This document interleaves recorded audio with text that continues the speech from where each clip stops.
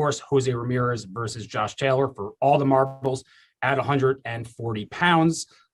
This is many boxing experts, and selfishly, and at my end, I think the most anticipated and best matchup of the year thus far.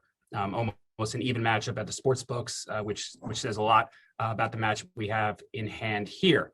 Also on the card, the main three fights of the broadcast, it's a junior welterweight triple header.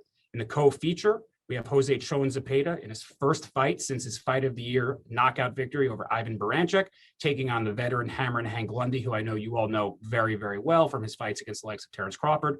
And in the TV opener, 8 rounds, Elvis, the Dominican kid Rodriguez, against Kenneth Sims Jr., one of the top U.S. amateurs, one of the best amateurs this country has produced in quite a long time, won a national championship in 2013, among many other accolades. So he's getting his big chance here on the Ramirez-Taylor card. A couple housekeeping notes, people. You can record with it, just take you can't record, you can take everything off the Top Rank YouTube channel, so feel free to take that content and use it for your channels. It'll be on the Top Rank YouTube channel as soon as we're done. A programming note, the main card has been moved 30 minutes earlier, so it's now starting at 8 p.m. Eastern, 5 p.m. Pacific. That is the triple header that I just mentioned, so those 3 fights will start at 5 p.m. rather than 5:30. The undercard, which includes the likes of Robesi Ramirez and a great featherweight bout between Louis Coria and Jose Enrique Vivas, will be live on ESPN Plus exclusively at 1:45 p.m. Pacific, 4:45 Eastern. Again, that's 30 minutes earlier than the original time. And for our great, incredible fans in the UK, Ramirez-Taylor will be shown exclusively on Fight, F-I-T-E, Fight. It's about 10 pounds, so not a huge price to pay for the best fight of the year. And if you all want to ask questions, please use the raise hand mechanism on the Zoom. Send me a chat privately if you'd like to ask a question, and we will go from there. So now that I got all the house cleaning out of the way, we have our first fighter in the chat queue, Kenneth Sims Jr. from Chicago, Illinois. Kenneth, welcome. How are you doing today, sir? How you doing? I'm pretty good. I'm really good, actually. You know, so obviously we touched on your amateur background. You know, by any measure, you're one of the best amateurs this country has produced in a very, very long time. 15-2-1. Both of your losses have come via close decision. How excited are you to sort of, you know, after a couple wins under the radar, to get this opportunity against a guy many people think is one of the top prospects in boxing? I'm super excited. As Coach K would call this, we call this the remix to my career. So I feel like it's a fresh start. You know? I gotta added some people to my team. My dad's still here, but we added a lot to the team, and then got a great team and had a great camp. So I'm ready to go. And you talked about, you know, the addition of Kay Koroma in your corner. Obviously, Kay is known. He works with Shakur Stevenson, F.A. Ajagba, many other top guys. How has it been in that camp in Houston around so many top professionals, and what has that brought to the table in terms of your career and your development? Yeah, I think that's a big deal to the changes I made, because at first, when I first started, it was just me and my dad, basically. I was training at home, sparring at home, and it was just me doing, us using like just the knowledge we have. So it was just kids in the gym, wasn't really a lot of people on the level that I was trying to get to. So with this, I feel like being around people that's at the level that I want to get to, or working towards at the level I want to get to, is just more motivation. And, you know, before we get to the questions, we got a few in the queue right now. You know, what have you, you know, were you surprised that, you know, Elvis's team said yes to a guy with your pedigree, and what have you seen from Elvis Rodriguez in the ring? What have you in terms of watching him? What have you seen from Elvis Rodriguez? No, I wouldn't say I'm surprised. I mean, he trying to get to the top just like I'm trying to get to the top. So you got the mentality that you want to be the best. So you ain't gonna say no. So no, I'm not surprised about that. And, he's a good fighter. He's technically sound. He obviously has some power. I don't know how good the power is just because based off the competition. But we'll see. But he's definitely technically sound. He's a good amateur career. So obviously he has some skill. All right, and now we are going to go to the questions. All right, Keith Eidick, I'm trying to unmute you. Keith, when you're ready, please go ahead. Keith, you're unmuted. Please go ahead. Evan, can you hear me? Yes, sir. Kenneth, what would beating Rodriguez do for your career? Obviously, you had a couple of setbacks on Showbox, but what would beating him, how would that help revitalize your career and put you on the path where you want to go? I think a win here just catapults me back to where I'm supposed to be, honestly. But I think a win, because everybody's so highly of him in the boxing world, so a win over him would just get people back highly on me. So that's what I think is a win puts me in the conversation to where I want to be. What did you think of his last performance, Kenneth? He went the distance and everything. What did you think of his last fight?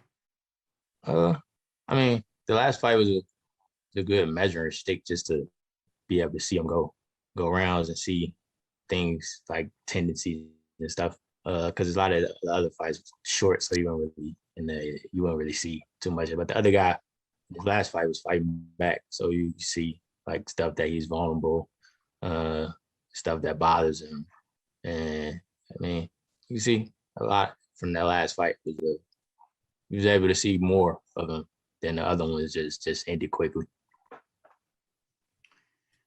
Did you see, without giving away your game plan or anything, was there anything specific that you took away from it that makes him vulnerable? Yeah, there's a couple of things I took away from it.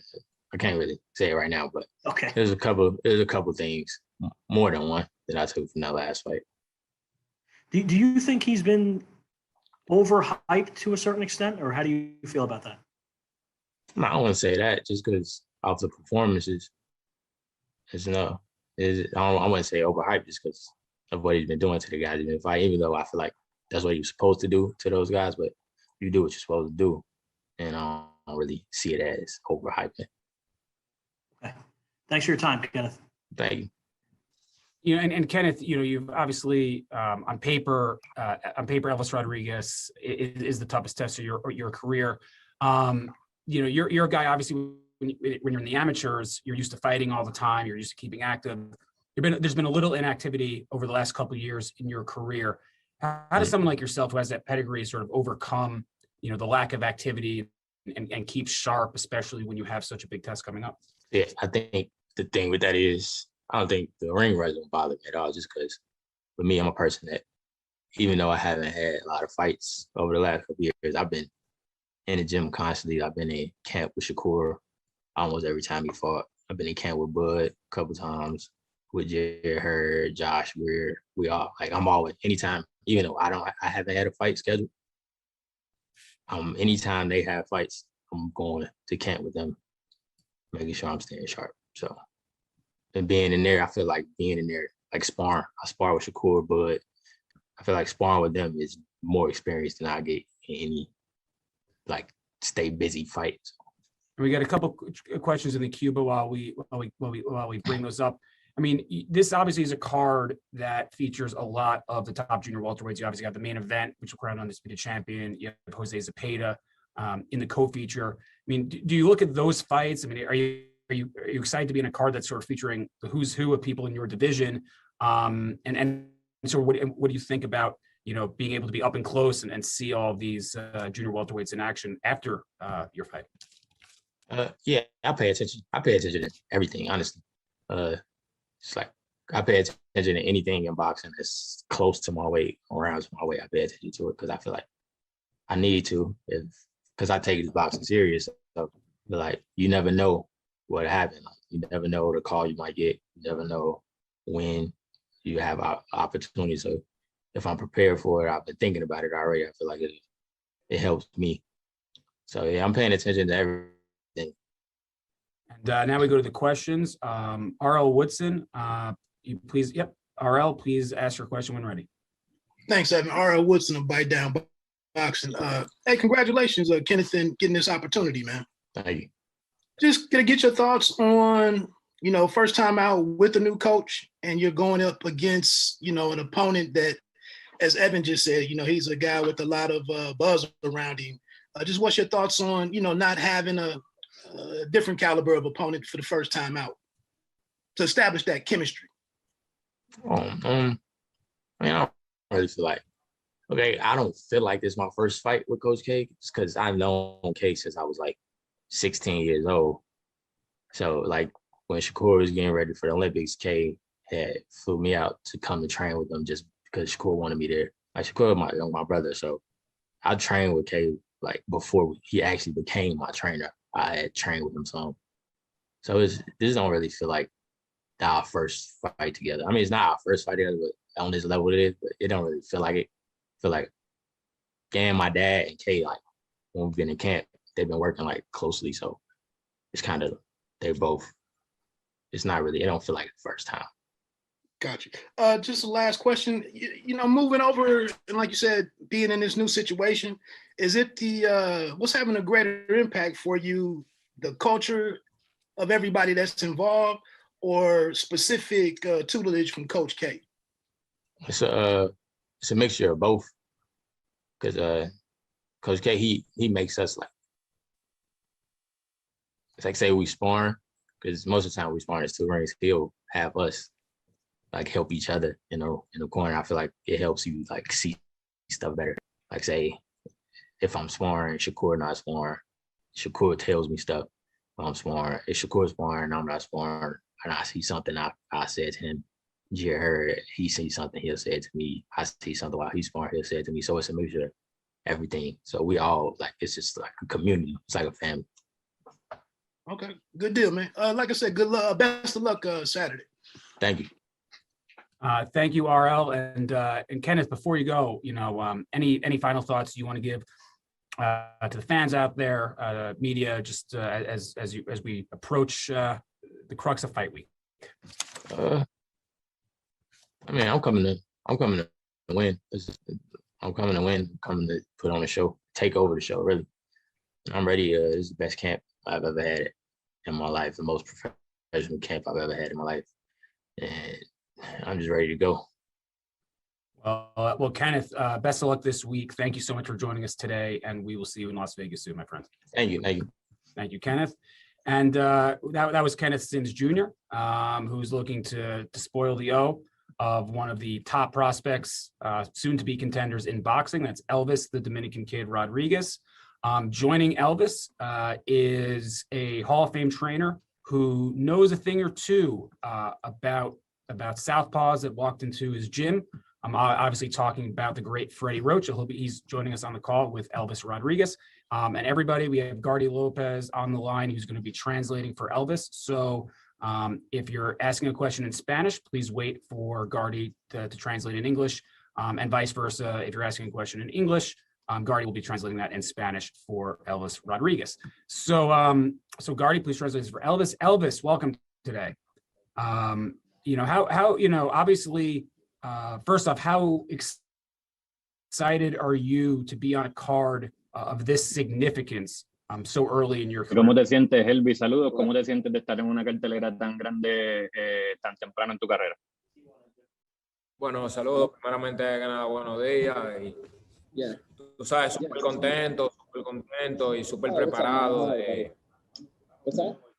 para darle un show en esa cartelera. Contento de estar en un evento tan grande, tan temprano en el año, ¿tú me entiendes? Y estamos ready para dar lo mejor de nosotros esa noche. First of all, good morning to everyone. I'm very excited to be in such a big card, so early in my career, and we're just ready to put on a show on Saturday. And as always, please use the raise hand button on the Zoom chat, or message me privately if you would like to ask a question. So we will start off with a question in Spanish from Cesar Seda. Cesar, please unmute yourself and go ahead. Elvis, buenas tardes, y César Seda, edición dividida, Puerto Rico. Te pregunté en la conferencia anterior, en la cartelera anterior que tuviste, sobre la situación del COVID y la condición. Y vimos en esa pelea que no, por lo menos lo que yo observé, no fue el mismo Elvis que siempre estamos esperando. Nos has dado grandes batallas y eso es lo que esperábamos. ¿Cómo te sientes ahora para este combate luego de esa y pelea y luego del COVID? Question is, how do you feel? Last time I saw you, I asked you about the positive COVID test that you had, and what I looked on the last fight was that you didn't perform as we are used to seeing you perform. So I asked the same question again. How are you feeling for this fight? Pero me siento bastante bien, bastante diferente. Este campamento, comparado con mi última pelea, con el campamento de mi última pelea, ha sido bastante diferente. Ha sido un campamento mucho más largo, mucho más exigente, mucho más fuerte. Hemos hecho un trabajo bien inteligente. Y yo te aseguro que estamos al 100%. Estamos al 100 y esta pelea, este sábado lo van a ver. For the last fight, training camp didn't go as well. It has been totally different this camp. It has been a longer training camp. It has been more challenging, and I'm 100% ready to go. And you're going to see that on Saturday. Thank you very much. And the next one, we go to Keith Idek. Keith, please unmute yourself and go ahead.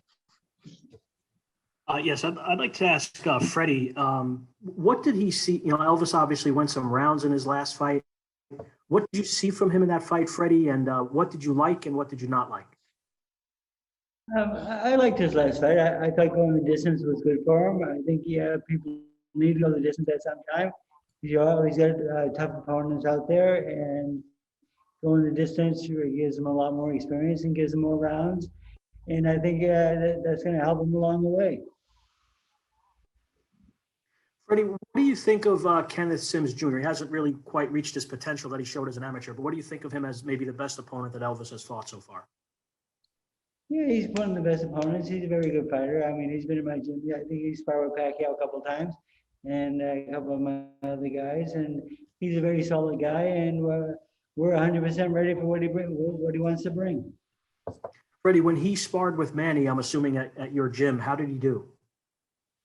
He did very well. He's a very good worker, and not too many people do great with Manny, but he was very competitive, and he tries really hard and he works hard. Thanks, Freddie. I have a question for Elvis also. Elvis, Kenneth was just on the conference call earlier, and he said he saw some vulnerability in you in your last fight. What would your response to that be? Que él estuvo escuchando que Sims dijo algo durante la entrevista, que vio algunas cosas vulnerables en tu juego. ¿Cuál sería tu respuesta a eso? Bueno, yo espero que él, al igual que yo, esté bien preparado el sábado y que si eso es lo que él piensa, que lo demuestre. Yo sé que yo voy preparado 100% para esta pelea. O sea, de mi última pelea no me sofoco con nada de eso, porque sé que, o sea, no son excusas, pero no tuve el mejor campamento para mi última pelea y eso. Pero esta vez las cosas han sido bastante diferentes y yo te aseguro que estamos al 100%, y este sábado lo van a ver. I hope that he comes well prepared as I am right now. If that's what he thinks, I hope he proves it on Saturday. I don't want to make any excuses, but like for the last camp, it wasn't my best training camp, but for this time around, I'm 100% ready. And again, you're going to see that on Saturday. Why was the last training camp not your best camp? Que porque el último campamento de entrenamiento no fue tu mejor campamento de entrenamiento. Bueno, creo que, tú sabes, fue un tiempo corto. Me fui para Santo Domingo a descansar unos días. Entonces, ¿sabes? Tuve que volver y eso. Tuve poco tiempo para hacer peso. ¿Me entiendes? Fue un campamento bien corto. I said that because it was a shorter training camp. I spent a couple of days, resting in Santo Domingo, Dominican Republic. And when I came back, I had to get used to the training hard again. And I had just a very short time to make the weight. Thanks, Elvis. Thank you, Keith. And Mike Rueda, who comes from Jose Ramirez's neck of the woods in Central Valley, California. Mike, please unmute yourself and go ahead. I'm gonna ask Elvis first. Elvis, en tu pelea última, pues fuiste a decisión, no ganaste el knockout como esperaban mucho. ¿Qué crees que aprendiste en esa pelea? Dijiste que tenías el campamento no muy bien, pero ¿qué aprendiste yendo pues, a una decisión sobre un knockout? The last time you fought, you won the distance and you didn't get the knockout like a lot of people expected. How do you feel of getting the decision? Bueno, creo que ha sido una pelea que me enseñó bastante, una pelea de mucha experiencia. Para mí creo que es la que me ha ayudado de toda mi carrera, porque como tú puedes saber, no siempre va a llegar el knockout, ¿tú me entiendes? Y creo que fue bueno para mí adquirir esa experiencia de irme a la distancia y pelear mis 8 saltos. Creo que ha sido la pelea que más me ha dado experiencia en toda mi carrera. This last fight was a very good learning experience. I think it's the best fight that I have had and that I have learned more from. And those are the fights that are gonna, help me keep growing as a fighter and continue to get better. Y aparte de que este campamento has dicho que ha sido mejor, ¿qué crees que va a ser la diferencia más grande en esta pelea de tu última? What do you think is going to be the biggest difference outside of this being a better training camp for this fight? Bueno, como tú lo dijiste, ha sido un campamento bastante diferente, un mejor trabajo, un trabajo más inteligente. Hemos tenido buenos compañeros de sparring. Y la diferencia se va a ver el sábado. Yo sé que la diferencia se va a ver el sábado. This has been a really completely different and very good training camp. I have been working more smartly. I have had better sparring partners, and I know that the difference is going to be seen on Saturday. All right. Thank you very much, Mike. We've got a couple other questions in the queue. Again, direct message me on the Zoom chat or raise your hand, and we will get to as many questions as possible. Alan Alford has been waiting patiently. Please unmute yourself, Alan, and go ahead. Thank you so much, Evan. Appreciate that. And I got two questions, one for each. For Freddie first, when you have a fighter like Elvis, a diamond in the rough, how do you keep a fighter like himself not getting too far ahead of himself? He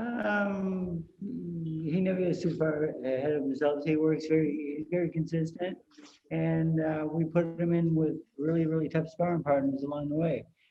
We have a very good stable here, so we have good sparring for all our opponents. And that last camp was a little bit short. He got back from his home trip a little bit late, and so it was a little bit short. But this one was in a full camp, and he's did his work. He sparred really very good opponents, and we expect Sims to bring the best out of him. Okay, that's great. And for Elvis, are we going to see you play the guitar at the end of the night after the fight? La pregunta es que si vamos a verte tocar la guitarra al final de la noche. Oh, claro, eso es seguro. Estamos ready 100% y este sábado lo vamos a montar un show. Of course, that's for sure. We're 100% ready, and we're going to put on a show on Saturday. Gardy, ask Elvis, does the guitar only comes out if he scores a knockout, right? That's like the reward for his knockout? Que la guitarra solamente sale cuando hay knockout. Cuando no hay knockout, no sale la guitarra. Sí, ella sale, pero cuando no hay knockout sale un poco más tímida. So the guitar is always there, but when there's no knockout, it gets a little bit shy. So I think the fans are looking forward to that. We've got Hank Lundy's coming in shortly, but we've got a couple questions left. Kenyon Atchison, please unmute yourself and go ahead when ready. Thanks, Evan. Elvis, last time out against Verone, you kind of started off a little slower than normal. Was it more so of you kind of pacing yourself, or was it due to you didn't quite have the full camp that you would have really liked to have? Que la última vez para la pelea con Verón te vimos comenzar un poquito más lento la pelea y te tomó un poco de tomar el tiempo. ¿Fue eso porque quería pacearte y tomar así la pelea, o piensas que fue también el tipo de campamento de entrenamiento que tuviste. No, no tanto eso, sino tú sabes, el rival, a pesar de todo, era un rival bastante incómodo, tú sabes, se movía muy bien. Y me tomó un poquito de tiempo entrar en su ritmo, pero ya después que entré en su ritmo, tuviste cómo pudimos llegar a la pelea bien. No, I really think that it was because of the opponent. You know, he had a very awkward style. He was moving a lot, and you know, it took me a little bit of time to getting rhythm. But once I did that, you saw what happened. All right, and Gar- last, I'm sorry. it's okay, Evan. One last question. You really, Elvis, you made a name for yourself during the bubble and whatnot. So how exciting is it now that you have this name, you got some cachet about yourself, that you're now fighting back in front of fans after, your run in the bubble? Que cómo te sientes de haber tenido esa corrida en la burbuja donde te diste a conocer, mucha gente conoce tu nombre, y ahora verte pelear frente a fanáticos y en una cartelera tan grande. No, se siente bien, tú sabes, nos sentimos bastante bien, bastante contentos, eso es lo que queremos, seguir siendo de nivel siempre. Y estamos contentísimos de estar presentes en este evento, que sin duda alguna va a ser uno de los mejores eventos del año, una de las mejores peleas, y abriendo el main event, ¿tú me entiendes? Nos sentimos bien contentos.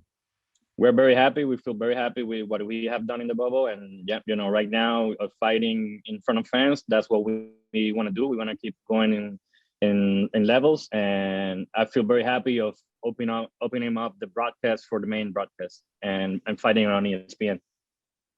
Thank you very much, Gardy. Thank you, Elvis. Gardy just asked Elvis, is there any final comments, final thoughts he wants to give out to the fans and media before he heads out to Vegas in a day? ¿Algún mensaje final que quieras decir antes de terminar la llamada y antes que tengas que salir para Las Vegas? No, bueno, darle las gracias como siempre a toda mi gente allá en Santo Domingo, aquí mismo en Estados Unidos, que me está apoyando y que solamente esperen lo mejor de mí, como siempre, que estamos 100% ready y el sábado por la noche van a ver un buen espectáculo. I want to thank everyone for the support, all the support I'm getting from my people in the Dominican Republic and from all the fans and media here in the U.S. We're going to put on a great show on Saturday. Well, thank you so much, Elvis. Thank you so much, Freddie, for joining us today. We will see you in Las Vegas. We very much look forward to that matchup. As a reminder, Elvis Rodriguez versus Kenneth Sims Jr. will kick off the broadcast now at 5 p.m. local time, 8 p.m. Eastern, as opposed to 8:30, 5:30, which were the original times. So 5 o'clock Pacific, 8 Eastern. Be there or be square. That's going to start off the junior welterweight triple header. And now we go to a very familiar face, both the top rank and both the boxing fans and media. From Philadelphia, Pennsylvania, pound for pound, one of the best trash talkers in boxing. It's been a couple of years since we've seen Hammer and Hank Lundy back on one of our cards, but he is back. Hank, how you doing today? Oh man, I'm feeling good, man. I saw you mention something. You said, you've been away for a while, but you haven't gone anywhere. You haven't fought since February of last year, so it's been about a 14-month layoff. So you said you haven't gone anywhere. Where have you been in those 14 months? What have you been doing? And I know you accepted this fight on relatively short notice. So can you bring us through what you've been going through and how quickly you accepted this opportunity? Oh man, y'all know what we've been going through, the pandemic. But I'm gonna keep it real with you guys. We've been trying to get fights, man, and Hank Lundy is a guy that nobody wants to fight.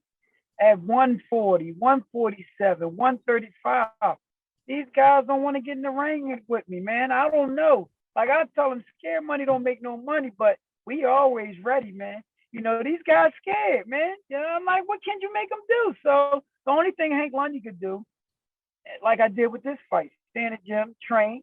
I was supposed to fight fell out, and I stayed in the gym, walked in the gym. My trainer said, look, Zepeda opponent fell out. I said, let me get on the phone and make a call, see if I can get the fight. And next thing you know, here we are. Stay ready so you won't have to get ready. I was gonna say let's go to the questions, but when you have Hammer and Hank Lundy on, I just feel like I can just say, hey Hank, talk. and he can spend the next 15 minutes riffing, and we won't get any questions in. But you're all on the call, so we should get some questions in. Keith Eidick, please unmute yourself and go ahead, sir. Let's go. Hank, how you doing, man? I'm feeling good. Great. I was just wondering, he was supposed to fight Pedro Campa, and the Nevada Commission would not allow that fight to happen. How do you feel? You obviously feel you're a tougher fight for him than Pedro Campa. Can you speak to that and how this all kind of came about? I really don't know who that guy is. No disrespect, but I just heard his opponent fell out, and me, I'm an old throwback fighter. At the end of the day, man, what they tell you, stay ready. A championship is a phone call away. As long as you stay ready, and that's what Hank Lundy was doing, staying ready. I've been ready. And the man upstairs, I gotta give it all to him, man, for giving me this opportunity to be back on TV. Because I was the first Mr. ESPN. I had to remind a couple people. But it's a God blessing. And I'm happy to be here, and I'm. And I thank Zepeda, Top Rank, for giving me this opportunity. Hank, I know you were already in the gym, but about how many weeks' notice did you get for this fight? Oh, it was 3. It was 3-week notice, But my preparation for camp, it took it to a 12-week camp because I was already in camp getting prepared for another fight.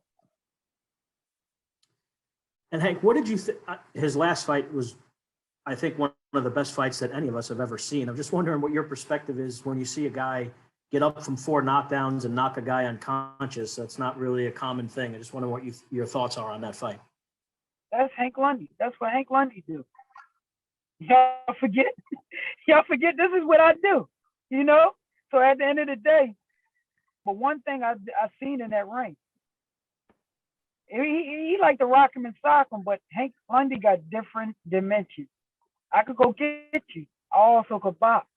But one thing about it, when I hit you, you ain't getting back up.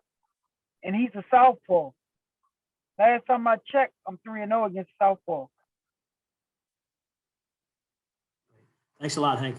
And thank you very much, Keith. And yes, in case you all forgot, a little Roy Jones reference there. Yeah, Hank Lundy was a fan favorite on ESPN2's Friday Night Fights. Got off the deck a bunch of times to win fights, and some of the most dramatic fights in recent vintage on Friday Night Fights. John Molina, Danny Williams, a bunch of great fights on ESPN2's Friday Night Fights. So he's back on the big network, back with Joe Tessitore. It's going to be like a reunion here at the Virgin Hotels, Las Vegas. And I forgot to mention the first ever boxing card at the brand new Virgin Hotels Las Vegas, which just opened a couple months ago. The beautiful new resort. So yeah, now that plug is out of the way, but it really is an incredible new resort. It's a great new venue. The former joint at the Hard Rock is where it will take place. It's the theater at Virgin Hotels Las Vegas. So now that I got that out of the way, we go to Jeremy Herridges. Jeremy, please unmute yourself and go ahead. Hi, Hank. Thank you for taking the time to talk. You've talked about getting off the deck yourself, the ability that you have with so many different styles. Do you think that it's most beneficial if you go at Zepeda or if you kind of work the boxing angle on him? Well, you come on, man. I can't let the cat out the bag. You know what I mean? I'm gonna do everything in there. One thing about it, I tell you this: it's 3-week notice, but is he prepared for Hank Lundy? People keep on asking me, am I prepared? I've been in there with every style. Big guys at 140, small guys. Listen, is he prepared for Hank Lundy? I know what I have inside of me. We talking about a guy that just was talking about retiring. He was there to be an opponent that night and got lucky. Hank Lundy's nobody opponent. I'm coming in here and I'm putting it all on the line. This is my championship fight right here. You have Ramirez and Josh Taylor in the main event, but this is my main event right here. It's no tomorrow, so I'm bringing everything.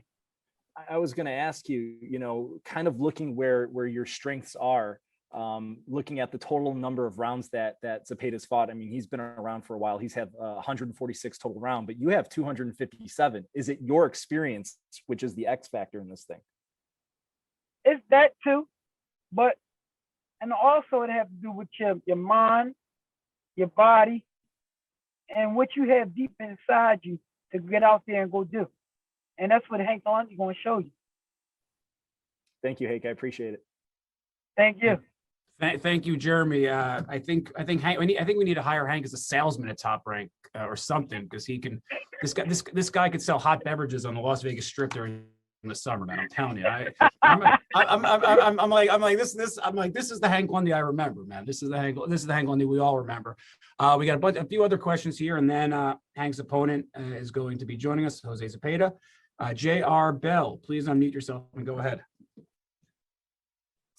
Hey there, brother Hank. I think that Evan was right, man. You pretty much handled this whole thing by yourself there. But, on the real tip, though, my question is, I mean, you talked about your overall preparation for this fight and, right, your experience. But kind of going to, like you said, you're training in the gym. You stay ready so you don't have to get ready in. Kind of like going to how you go against a few different styles in the gym, preparing for a fight, regardless if it's Zepeda or anybody else. Well, we had everybody in the gym. My team, I got some talented guys, that switch, and it was a blessing, to have them box on both sides. So I've been getting rounds on both sides, even getting ready for a fight. Just say like if I have a guy that's southpaw or a guy that's right-handed, these guys still will switch up because you never know what a fighter's going to do in a fight. You never supposed to prepare for a guy that you see, fight, on YouTube, because they might come in with something different. You always got to train for the things that you don't see. Throw a wild guy in there that throw punches from north to south to east to west. He only listen. You gotta throw a guy in there that just throw punches. He don't even care if he hits you.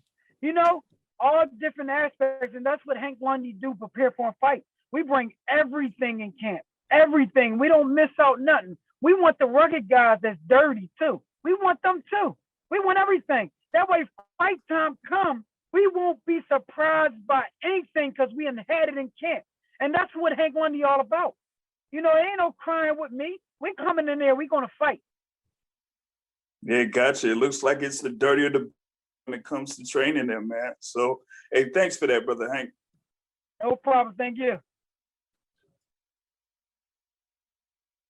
Thank you, JR. Now that we have Hank, I think he's got a lot to say about everything. So maybe he can tell us what cryptocurrency I should invest in or something, because, maybe a little investment advice. Hank, I know Hank, you've got like a cleaning business now that you're doing.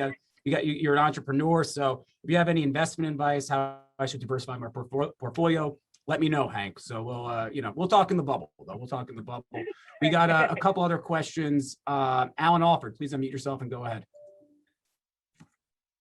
All right, Hammerin, how you doing? Good. How you Thank doing, you, my Evan. guy? I'm doing great. Thanks for asking. Hey, I gotta ask you this question. You're one of the few people that's ever done this. How is it being in the ring with Terence Crawford? Explain that experience. A guy who changed up his styles, like you said. Oh man, I loved it, man. And I actually want that rematch. Yeah. I'm not gonna lie. The day of that fight, I woke up 136. I had a full breakfast to eat up to 138, 139. The night of the fight, he was a bigger guy, 160, I was 145. But now my body fully grew, and now I'm not gonna lie, I'm coming down for 160 myself now. So I would like that fight back, because if I do believe I was winning that fight, a little mistakes happened, got caught. It is what it is, but I will be chasing him real soon. Yes, I appreciate that. Thank you for letting me know that. All right, thank you very much, Alan. Looks like we've got a couple other questions. Daniel Carpio. Daniel, please unmute yourself and go ahead.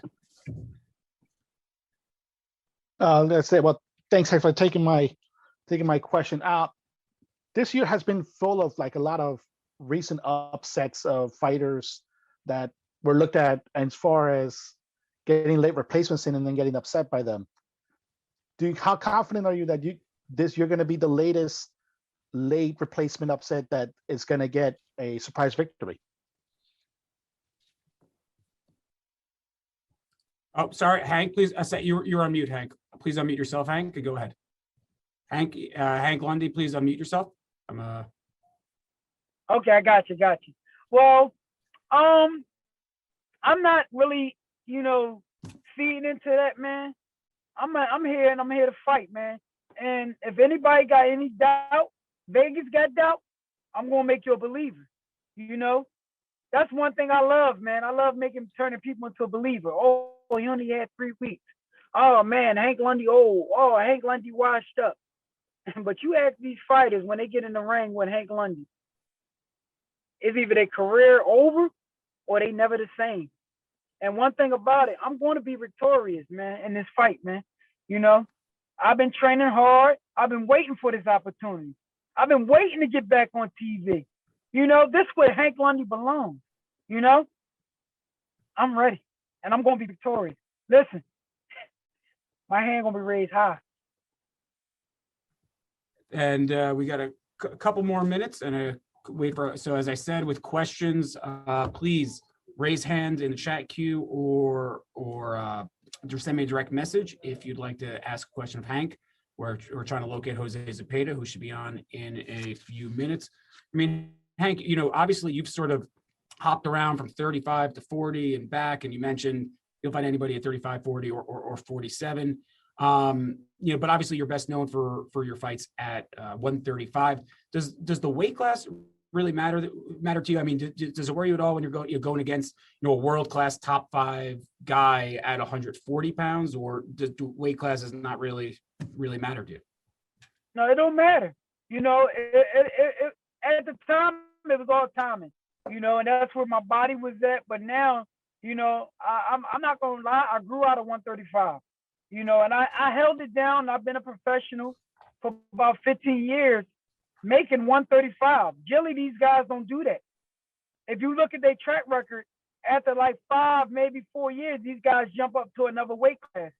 I did it for 15 years, 135. When fights went at 135, I was forced to move up to 140, where I took some of my losses and got the short end of the stick, but I stayed true to myself and true to the game and respected the game, And I could say I'm one of the rare fighters that I got 15 years at 135, man, and I'm still going strong, but it was time to move up, man. So that's why I jumped on this fight too, because I know it's time to move up. And 140, I'm big and strong. And if you didn't remember, ask a Lucian Jose, when he fought Matisse, had a war, and he came in there, he down talked. He the smaller guy. You know what I mean? I'm the better guy versus Hammer and Hank Lundy. And what did I do to him? And he was a southpaw. What did I do to him? And we got we got a few more questions in the chat while we wait for Zepeda. Good news is Hammer and Hank Lundy can hold it down while we wait for Chone Zepeda to join the call. So we're going to keep you a few extra minutes, Hank. R.L. Woodson, please unmute yourself and go ahead. Hey, what's going on, Hank? What's going on? Appreciating the energy that you're bringing in today, man. Seems like you got a great handle on this thing already, as Evan and others have mentioned. I just wanted you to get your thoughts on the fact that you get to come into this opportunity with fans coming back versus, a month or so ago, you might have went into that bubble environment. I'm sure you can handle it, but I just want your thoughts on it. Oh, man, listen. At the end of the day, I can fight with fans and with no fans. I'm from Philadelphia. Sometimes on these streets, you have no fans and you got to fight. You got to do what you got to do. So I'm used to not having no fans, Look, it's a fight for me either way, with fans, with no fans. Hank Lundy going to do what he do, baby. It's hammer time. All right, man. I appreciate it. Best of luck to you. Thank you.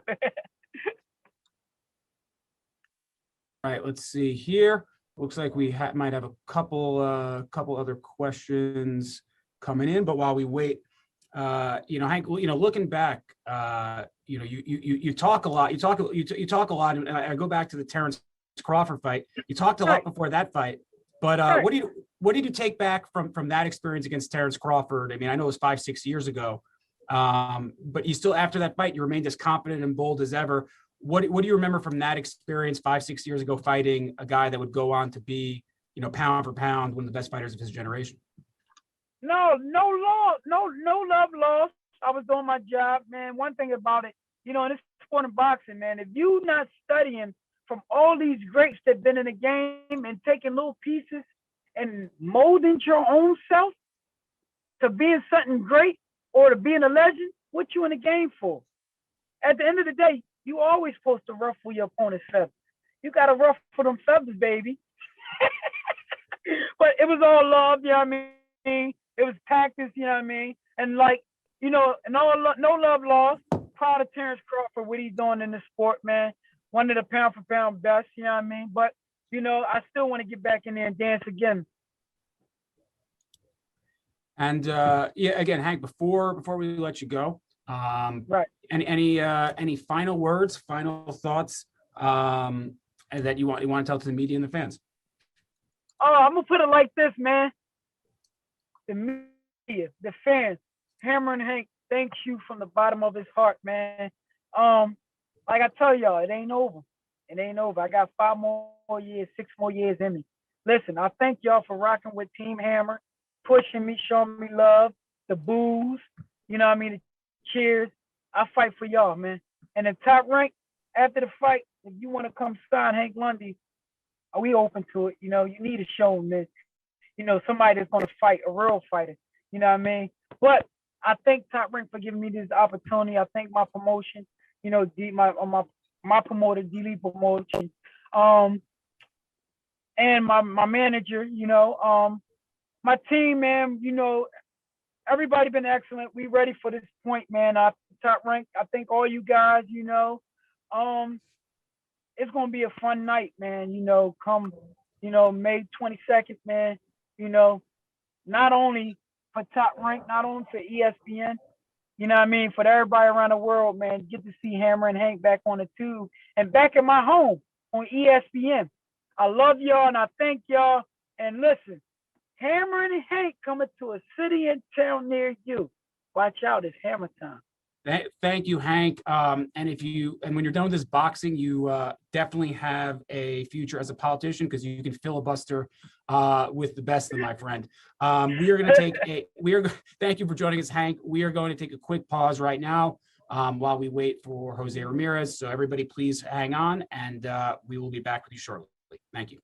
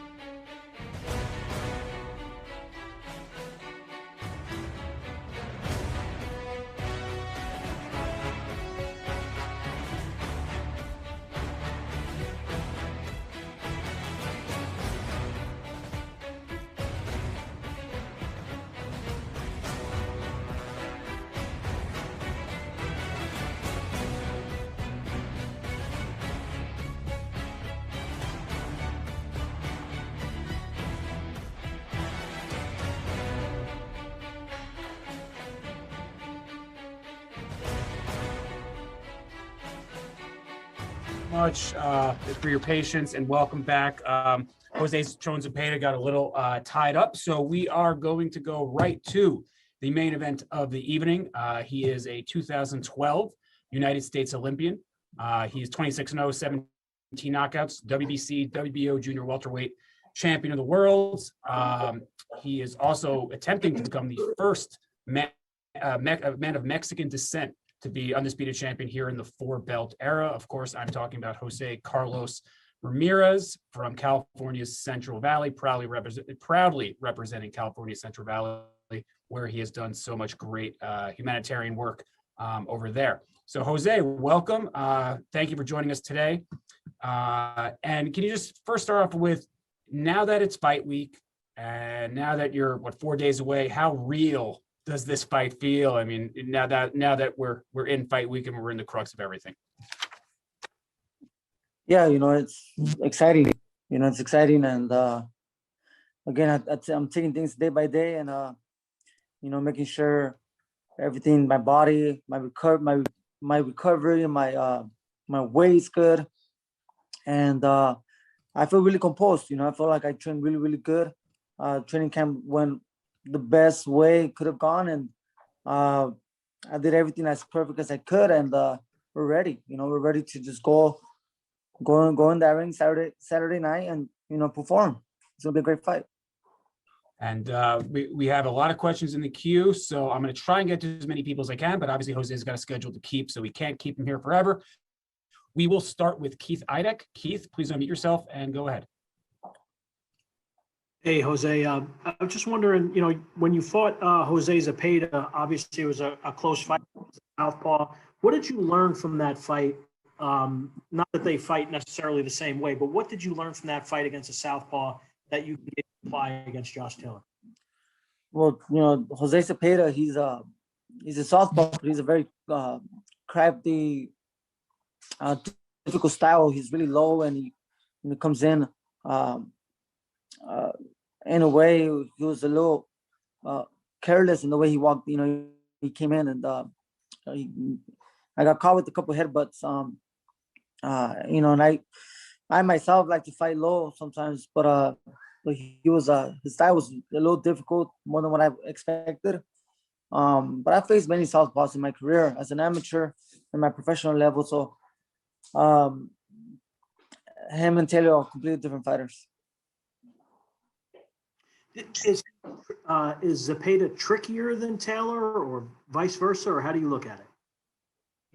Yeah, I'll say, I'm not saying he's a better fighter than Taylor, but saying his style was a little more difficult, But once I put my punches together, I was able to take him behind the ropes and take advantage and finish strong.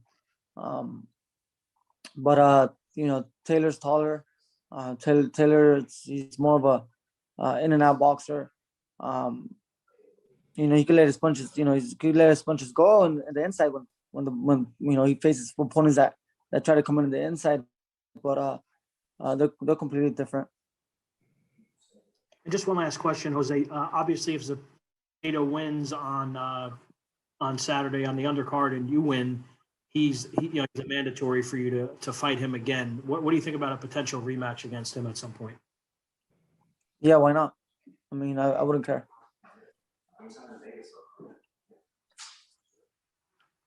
All right, thank you very much, Keith. Now, Telemundo Chicago, Raul, and Jose Gardy, if you're there, Raul's going to be asking the question in Spanish. So we will have Gardy translate it for everybody on the chat. Go ahead, Raul. Awesome. José, ¿cómo te va? Saludos. Antes que nada, quería comentarte cómo te sentiste en este campamento y especialmente pues ya para este reto que significa Taylor, que pues obviamente sabemos que es un boxeador de calidad. No, me siento en primer lugar muy, muy bendecido, ¿no? De llegar tan lejos y es un gran honor, para mí ser parte de una pelea tan grande, tan importante para el boxeo y la verdad el campamento me fue muy bien, me sentí muy motivado, me sentí emocionado, so entrené fuerte, creció dentro de mí, de dar lo mejor de mí cada sesión de entrenamiento que hacía y primero Dios, vamos, todo el sacrificio, todo lo que hice, se va a mirar el 22 de mayo. I feel very blessed and honored to be part of such a big event as this one. You know, as the days went by in training camp, my desire to keep getting better and win, keep growing and growing. And I know that you're going to see that on Saturday night. Thank you very much. Sorry. Can I just get one more in, Evan, real quick? One more, Raul. Okay. José, has ido mejorando pelea por pelea. Ahora, ¿qué podemos esperar de ti este próximo sábado, pues, ante un peleador como Taylor? Sí, yo creo que un peleador como Taylor va a sacar hasta cosas mejores de mí, porque él es técnico y cuando te enfrentas con un boxeador más técnico, se ven las cosas más claras y se ve la pelea más limpia. Y van a poder ver las cosas pequeñas que van a demostrar la experiencia que tengo yo como boxeador. Y van a poder mirar mis habilidades y espero lucirme porque va a ser contra un gran boxeador. So, más crédito para mí. Gardy? Yeah, so I feel honored and of fighting such a great fighter like Josh Taylor. I know he's going to bring the best out of me, and I'm going to show the little things that I've been working on, and you're going to see that on Saturday. I know everything will come out on Saturday night, and against a great fighter like Josh Taylor, so that's going to be more credit to me. All right, thank you very much, Raul. We've got a ton of questions in the queue, so I'm going to limit it to one question per reporter, so that way everybody, as many people can get a chance to ask a question as possible. Jeremy Harridges, please unmute yourself and go ahead. Hi, Jose. Thank you for taking the time to talk. I know in some of the media quotes building up to the fight, you've talked about being the underdog in the past, and you're aware that many people are picking against you. Does that ever surprise you, considering all that you've accomplished and the numbers on paper, the experience? How do you view that, and why do you think people are picking against you? I'm not really sure. I've never been a big fan of opinions such as who's the best out there, who's a better fighter between one or the other. When you look back when boxing was more alive in the 60s, and everybody faced each other, and one would beat the other guy, and the other guy would beat the other guy, and they were all beating, winning against each other, beating against each other, and styles, were sometimes a certain style was more complicated than the other. So in boxing, I felt like people have forgotten that. I think they don't understand that in this sport, every fight's gonna be, especially in this level of competition, every fight's gonna be tough. So I always train like the underdog. I always train like this is the most important fight, and I cannot afford to lose. So I have that mentality in me that I cannot afford to lose, and I'll find a way to win. And I'm very composed. I'm not paying attention too much of that. Never have, and I'm going out there just hoping to bring the best out of me and hoping to show my skills the best way I can. Thank you very much. As a reminder to everybody who's asking in the chat, as I mentioned before, after it's done, this chat will be available on the Top Rank YouTube channel. Feel free to use content, take content from our channel for your channel. Happy to do that. So there's the answer to the question that everybody keeps asking me in the chat. If you joined me in the beginning, you would have known that, but I gotta let the stragglers know as well. A couple of UK questions we have coming in here. I feel it's only fitting to get to a couple of people from across the pond. Boxing UK, you are up. Go ahead when ready. Hi, Jose. It's Steve from Boxing UK. Hello, Steve. Hi, Jose.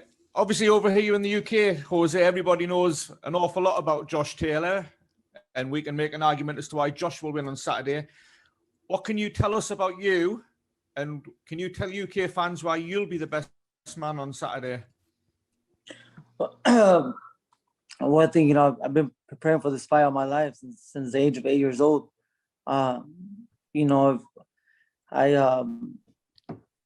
first and foremost, I've always respected the sport of boxing very, very much, and I'm a very dedicated person to the sport.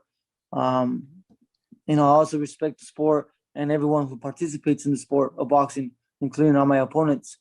And I'm happy to see that Josh Taylor has the support that he does from the UK. That's the way he should be. We go through a lot. We sacrifice so much. We put our lives on the line to entertain you guys. So the least that we could expect is some support back, So I'm happy to hear that he has a lot of support. I'm just a very determined fighter, and I feel like a great fighter like Josh Taylor was going to bring the best out of Jose Ramirez. I'm very well prepared.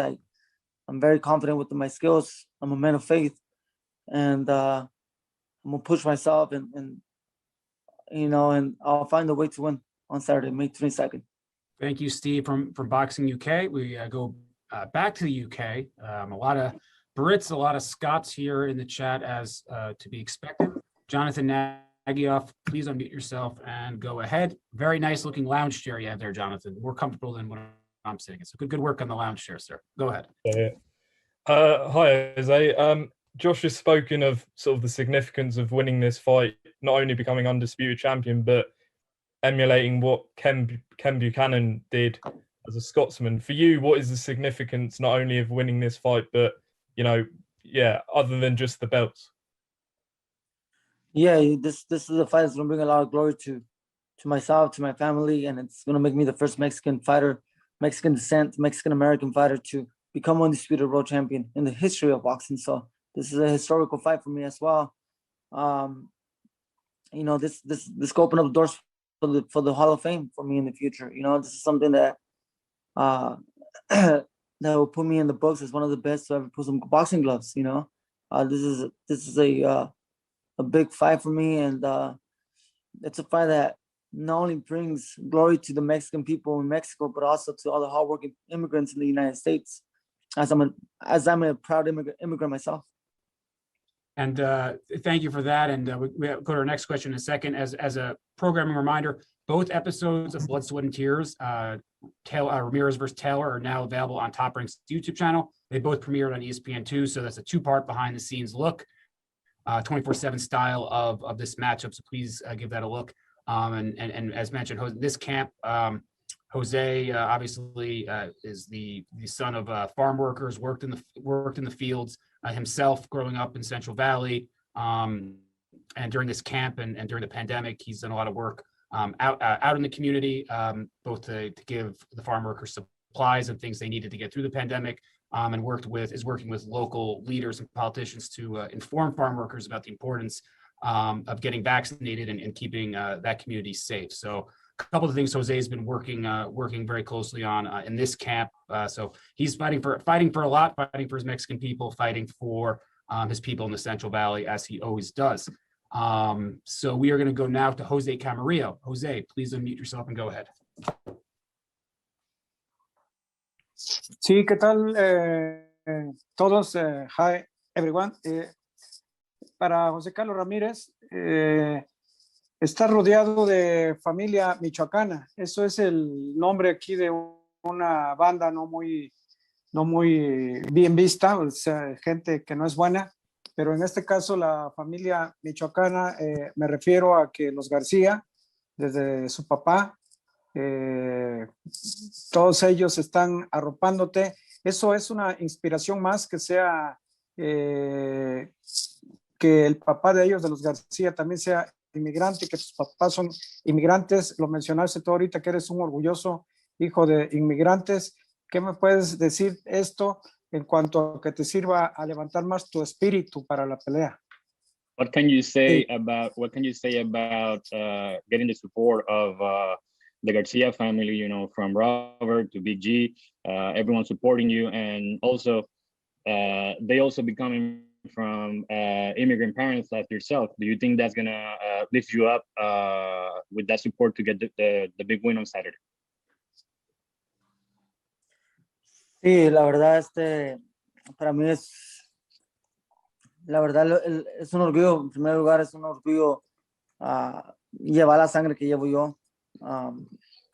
Mi apellido, mi familia me han dado me han dado mucho ánimo, me ha dado mucha fuerza de reconocer que mi familia fue una familia muy trabajadora, muy fuerte. Y la familia de Roberto pues es muy similar. Ellos entienden la vida que yo viví de chicos porque fue muy similar. Como lo dicen, ellos también inmigraron del estado de Michoacán y somos paisanos, pues. Y la chemistría que tenemos nosotros es como una familia grande. Y me da gusto saber que ahí está toda la familia García apoyándome a mí. Eso me motiva mucho, porque durante todo el campamento ellos estuvieron ahí conmigo, motivándome y sacando lo mejor de mí. I feel very proud of the blood that runs through my veins. You know, I feel very proud of my last name, of my family, everything that we represent. We came migrated from Michoacan, and we have been always a very hardworking family. And about the Garcia family, you know, they also came from Michoacan as my family, and it's great to have the support from them. You know, they're motivating me every single day, you know, just to achieve my goal of becoming undisputed champion. Gracias. Thank you very much. Erica Montoya, please unmute yourself and go ahead. Hi, good afternoon to everyone. Mi pregunta, José Carlos, me gustaría que me explicaras, tú dices que sientes muchísimo orgullo de llevar la sangre que tienes, pero para ti, ¿qué significaría convertirte en el primer campeón indiscutido con sangre mexicana? Vaya, ahora que todo el mundo compite por la posibilidad de tener ese tipo de distinción. You said that you feel very proud of the blood that runs through your veins, but what would it mean to you to become the first undisputed champion of Mexican descent? Será algo muy bonito, ¿no? De poderla representar, como te digo, mi familia, la sangre que llevo, los grandes guerreros que salen de México, la buena sangre que sale de allá. Será un sentimiento muy grande que todavía no me lo puedo imaginar muy bien hasta que se llegue el momento, ¿no? Pero espero traerles mucho orgullo y espero que estén todos contentos con mi presentación, y yo creo que yo estoy dispuesto, ¿no? de compartir toda esta alegría con todo el público, con toda la gente mexicana, toda la gente inmigrante, toda la gente trabajadora que le gusta luchar. Quisiera yo compartir todo esto con todos ellos. I think it would be a beautiful moment, you know, a beautiful experience. Right now, I cannot even imagine, you know, how will it be. But you know, as soon as it happens, I know it's gonna hit me, and I'm gonna share that moment and bring that happiness to all my people. I really hope that they are happy with my performance and that they're very proud of me. All right, we one more question because Josh is about to log in. So we'll, I'll the people who were in the queue that couldn't get a question with Jose, I'll try and get you one with Josh as well. So I think it's only fitting that we close things off with Jose in the Central Valley with Mike Rueda. So Mike, please unmute yourself and go ahead. Thank you, Jose, for taking time. Real quick, man. Obviously, you came from the Central Valley. You come from humble upbringings, and you know you've worked hard to get where you're at. Even your biggest dreams as a kid growing up, becoming a boxer, did you ever think that you would get to a point in your career like this, fighting undisputed in the biggest fight of the year so far? When I first started boxing, you know, I have no idea what the sport was going to do for me. I'm the first in my family to box. My parents, they were just so focused on working and providing for us. They wanted to make sure we had a good education. They wanted to make sure that we had a better life than what they did, you know, and they didn't want us to suffer as much as they suffer. But the more I started winning as an amateur, the more I started making it to bigger tournaments and competing against the best amateur fighters. That's when I knew that the sport was going to do a lot for me, and that's when I knew that the sport was going to help me provide for my family and to be able to help out. I just wanted to return the favor. All the work that my father did for us, didn't go unrecognized, and I appreciated them so much that I wanted to give back and help them. And I told my father one day that one day he was going to be his own boss, or he wasn't going to have to work again. So, those were the goals that kept me in the sport of boxing, pushing myself to become the best. And I'm grateful and honored to be in this level of competition. I really feel like a blessed man. Now I have my own family of my own, and I'm able to give them privileges that never thought I was going to be able to give them, and I'm very thankful for that. And that'll wrap up the Q&A with Jose. We have Josh Taylor on the line. Josh has a very interesting. Josh, before I let Jose go, Josh, are you there, Josh? Yeah, I'm here. Yeah. Jose, what do you think of Josh's conference call outfit here today? Josh, you're very relaxed. You got the shirt off. Was that you couldn't find the tank top, Josh? Yeah, I'm just there, at the back, chilling out in the sunshine, enjoying some sunshine. Yeah, I'm chilled out here. I just can't wait to get going on Saturday. So all the hard work's done, everything's done. So yeah, I'm chilling out in between a little bit of a session later on, and yeah, just chilling out, enjoying myself. Hey, Jose, why didn't you come with this? Why didn't you come with this sort of outfit? I think it was Nike Boxing made you wear the hoodie, right? Otherwise, you would have been like Josh, shirts off and stuff, right?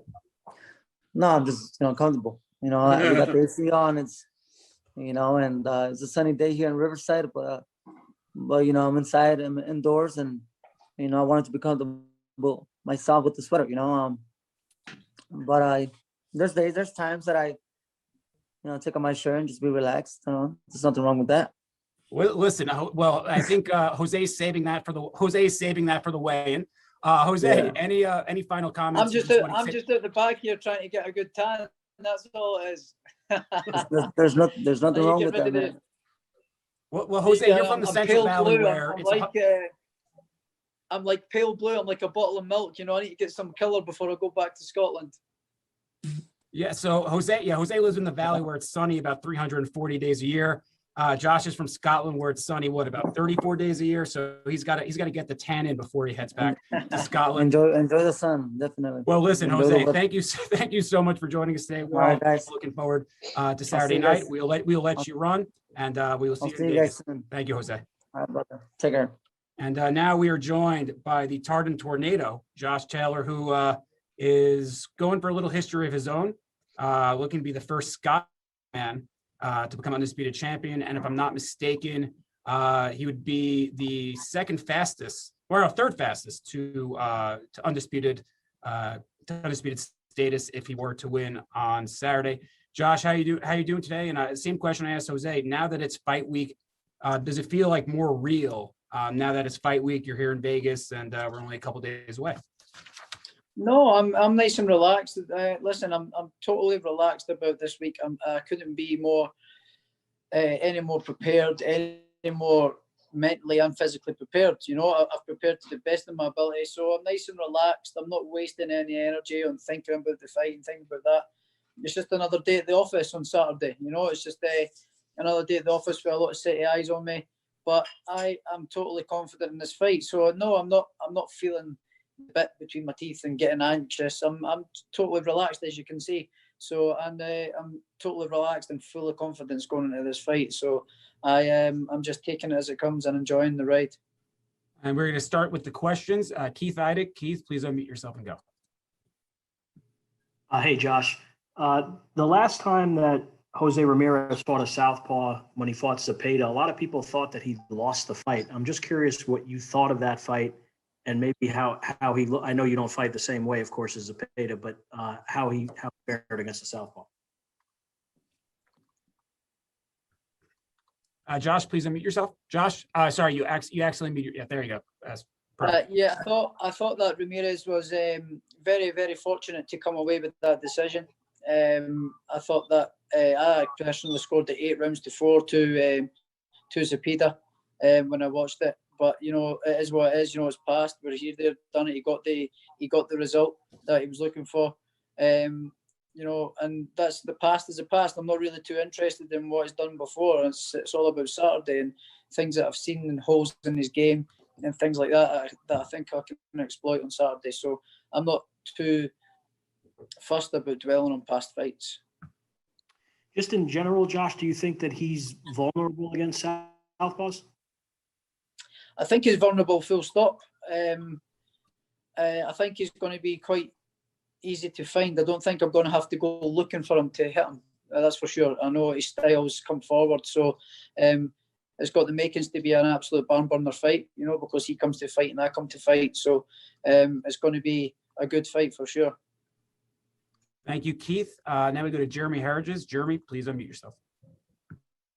Hi, Josh. You're talking about, you know, passing for instance and not looking too much at them, but you do have a shared opponent in Victor Postal. Looking at your performance versus his performance, is there anything that you can take away from that? Did that help you understand his style any better? And what do you make of that? Listen, I've said this a few times in a few different interviews. You know, I give him the benefit of the doubt. I was not impressed with what I've seen against Victor Postal. I give him the benefit of the doubt with having 3 back-to-back training camps, you know, peaking 3 times and all that sort of stuff. You know, that can have maybe a little bit of an effect on you. But no, I'm not dwelling on past opponents. That is a fight that's been and done in the past. It's all about Saturday. I'm pretty sure he's been in the gym and rectifying the things that I think he probably thinks he could have done better or things like that. I'm pretty sure he's been working hard in the gym and working on righting wrongs that he did and mistakes that he made and things like that. I'm pretty sure he's been working hard to make sure that he doesn't do them again. All right. Next, we go to Jonathan Nagyoff. Jonathan, please go ahead. Hey, Josh. Could you just touch on sort of the extra work you've had with Ben Davison? Now it's sort of your second camp. How's that sort of working relationship developed? It's been brilliant. You know, I've never been so relaxed and happy in a fight camp. You know, just the way I've prepared, I've had a nice long preparation for this fight. You know, after my last fight with Kong Song, I took a couple of weeks off, come back down, was ticking over in the gym and things like that. You know, and then I went home for Christmas, which is the first Christmas I've had off since I've turned professional. So I relaxed in Christmas, ate some good food, put on a little bit of weight, but I was always taking over in the gym back home.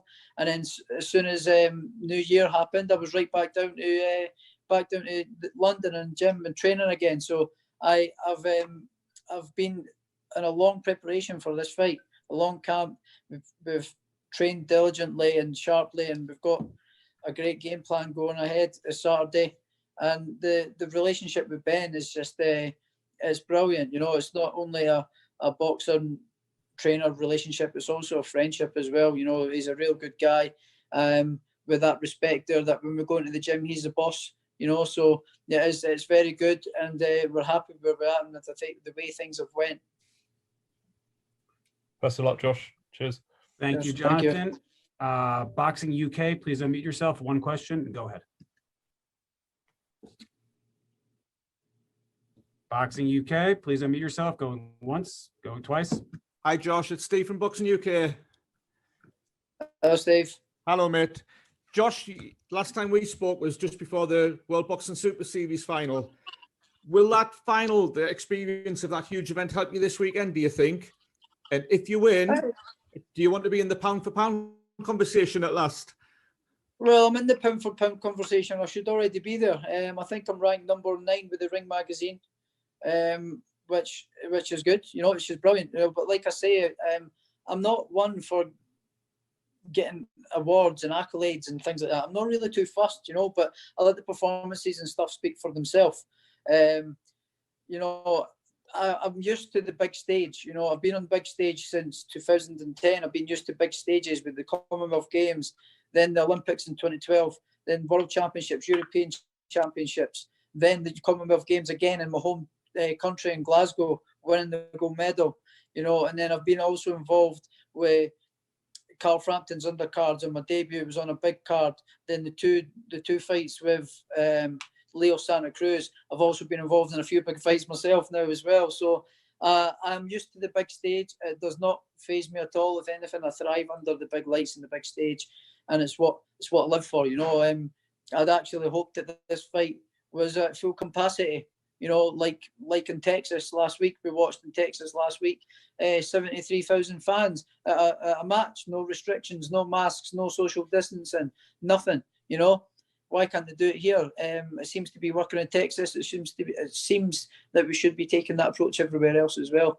So it's a little bit frustrating that I'm actually not got a bigger crowd to perform in front of. So no, I don't feel that I'll be phased in any way, shape or form. If anything, I am relishing the opportunity to fight in front of a crowd again. I can't wait. Thank you. And next we go to Josh Katzowicz. Josh, please unmute yourself. Hey, Josh. You know, assuming you win and become undisputed champ, is it possible to have any kind of run as, you know, four belt holder? Didn't happen with Terence Crawford. Didn't happen with Usyk when he won cruiserweight. Is it possible in this boxing political climate to actually be able to do that? And if so, are you interested in kind of having a longer run with all four belts? Yeah, well, listen, but I've not tracked out what I'm doing or anything like that. When I fully believe I'm winning this fight on Saturday, you know, so I'm not looking past it. I'm concentrating on Saturday, and then we'll just take it as it comes, see what comes my way, you know, see what comes, see what happens, see what opportunities arise, and what options are on the table, and what's the best one for me at the time. That's which one I'll take. So I'm not set out a set road path of where I'm going or what I'm doing next. I'm focusing on Saturday, and I'm just taking everything as it comes. Thank you very much. Brandon Stubbs, please unmute yourself. Brandon Stubbs, going once, going twice. And whoop, Brandon Stubbs must be sleeping. So let's go to J.R. Bell. J.R., please unmute yourself. All right there, Josh. You talked about the whole thing about pound for pound discussion, but I wanted to touch on, you know, the legacy of being in an undisputed title fight here at, you know, super lightweight. Now, if you were able to, you know, get this win, what would that mean for you in your legacy as a fighter, specifically in this super lightweight division? This fight to me, it means the world. You know, it is a massive piece of history for both of us. You know, for myself to become the first undisputed champion in Scotland in the four belt era, the first undisputed champion since my fellow countryman Ken Buchanan. You know, in Scotland, it's a massive piece of history. This really cements my name in British boxing history and Scottish boxing history as an all-time great, you know.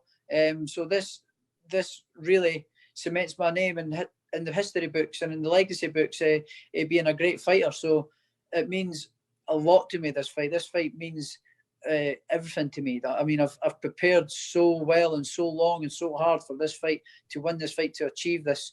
It's on the cusp of achieving something great, and going down as potentially a Hall of Famer fighter. You know, it's just it is huge for me, this fight. I can't express how much I want to win this fight and how important it is to me. All right, and next we go to the Central Valley. Mike Roweda, you're back. Please unmute yourself. Josh, obviously, this is the biggest fight of your career. As you said, you would hope it would be full capacity. But the fact that fans are going to be back in any way, shape, or form, how much do you think that's going to help you out in your performance as well? You know, as Jose, as he said, he had a little bit of an issue without the fans in his last fight.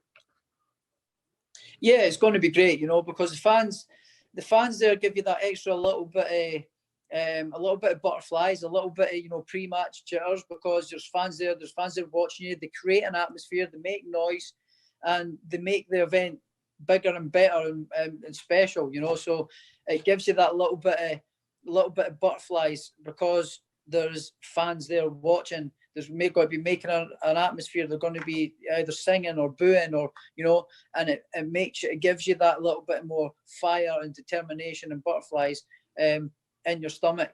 So my last fight as well was in front of no fans, and it was very hard to keep in the zone when you're coming out to the ring with no fans, with your ring music on but no fans, and then getting shouted out. It was like just a glorified sparring match, and it was quite hard to keep up for it mentally. So this fight's going to be easy. It's going to be brilliant. We're both used to fighting in front of fan bases and big fans, so having some kind of normality back is awesome. It's brilliant. Thank you. Good luck on Saturday. Thank you. And now we go ahead to a couple more questions for Josh Taylor, and then we're going to end the chat. It's been a long chat, so I don't want to keep everybody here all day. Jose Camarillo, please unmute yourself. Yep, I see. And go ahead when ready, sir. Okay. Yes, sir. Yes. What is the meaning, Josh, of saying no pain, no gain, as said in the series? No pain, no gain. I think it speaks for itself. Goes without saying, in any walks of life, if you want to go for something, there's no pain, no gain. You've got to work hard, you've got to sacrifice, you've got to put yourself through things that that's hard, that's tough, it's painful, to gain experience, to gain money, to gain whatever, to gain new businesses, to gain whatever. You've got to go through some kind of pain to have the gain. It's in all walks of life, I believe that. There's no pain, no gain. I've trained so hard for this fight. I've put myself through a whole lot of misery and pain, and a lot of sacrifices away from home, my friends, my family. No pain, no gain. It's nothing worth having and going for in life. It doesn't come easy, so you've got to go through a little bit of pain to get there. And I'm going to answer this question. Brandon Stubbs' connection cut off when I called on him, but he did message. He wanted to ask Josh the ripple effect, given that the fighters at 147, 140, and 135, they're all looking at the winner of this fight. So how do you sort of see that landscape, and how aware are you that everybody within a 3-division radius will have their eyes set on this fight Saturday night? Oh, it's brilliant. It's a massive fight, and there's, like you say, there's 3 weight categories where fighters can be potentially fighting after this. So the possibility and the options after this fight is massive. There's going to be sort of options of fights and what fights you want to choose after this fight. So it is great. It's really exciting times. And again, I apologize to everybody who had a question in the queue that couldn't get to, but we had a lot of questions. Obviously, a fight of this magnitude, a whole lot of interest and a lot of questions. So I apologize to those who I did not get to today. Josh, any final thoughts? Again, 4 days away. Any final thoughts you want to say to your Scottish people and anybody that fans and media and anybody out there watching? Just to fans and stuff. I'm thankful for the support. I've been getting overwhelmed with messages over my social media, and messages of support and from my phone and things like that. So I just want to say thank you to everyone who's taken the time to wish me good luck and well wishes. And I'm going to win this fight on Saturday for you all. I'm gutted that none of your travelling fans can come over and see me as well. So I promise to win this fight and not let you down. And we will be back at some point in the future. And thanks for the continued support. It really means a lot to me. And thank you, Josh. Thank you, everyone, for joining us on the call today. I'm just, as I mentioned, in the United States, ESPN, ESPN Deportes, and ESPN Plus, 8 Eastern now, 5 Pacific for the 3 main fights. That's 1 a.m. UK time exclusively on Fight, F-I-T-E, over in the UK. The undercard, Javier Martinez, Raymond Murataya, Robesi Ramirez, Andres Cortez, and the Louis Correa Jose Enrique Vivas fight will be 1:45 Pacific, 4:45 p.m. Eastern time, exclusively on ESPN Plus. As I mentioned, a clean sellout, the first ever boxing event at the brand new Virgin Hotels Las Vegas Casino Resort. So again, we're looking forward to seeing those of you who will be in attendance. We're looking forward to seeing you at the venue. Everybody else, that you know how to watch the fight. So we will see you then. Thank you, Josh. Thank you, everyone, for joining us today. Everybody have a great day. Thank you. Thank you. Thank you.